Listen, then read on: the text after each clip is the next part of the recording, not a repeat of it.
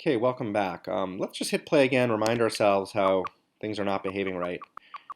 First thing you'll notice is, boy, these spaceships are flying in this really weird way. And it's actually because I made a mistake in the previous module. I forgot to tell myself, maybe I told you but didn't do it, uh, these guys can't be solid. I think I did mention that. Well, I forgot to make them not solid. So once they're not solid, look how differently the ships are now going to fly. It's still jerky, meaning the frame rate is not so great. But you notice the way the ships are no longer being pushed by the missile? When the missile was solid, it was creating like a Newtonian effect. You know, as it was launching with all that force, it was literally pushing the ship. Now that they're no longer solid, they're not really pushing the ship anymore. We still have other problems, like as you see here, we ran out of missiles because there's too many clones, and we didn't fix our colliders. So let's just go ahead and do the cleanup on that stuff. So first step is, remember I mentioned this collider idea? Well, it's all the way down here. Each one now has a box collider. And let's just look at the improvement. I mean, this is kind of really gives you an appreciation for how hard computers work. Wow. Okay, so we are totally now behaving. These guys are flying. They're not jerking around.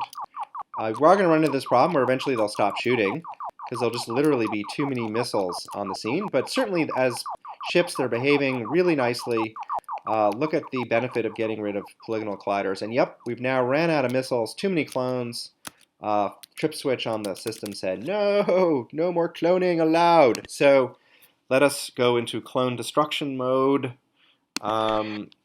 which I had described earlier. So we're going to add a new event. I'm going to call it destroy missiles, right? We don't need these missiles. So what we're saying is when anything in the missile class has lived, its runtime is its life, basically, more than 3 seconds, we say, please go away, we don't need you anymore. So the affected object, by the way, if it did the whole missile class, they would all get destroyed. We don't want to do that.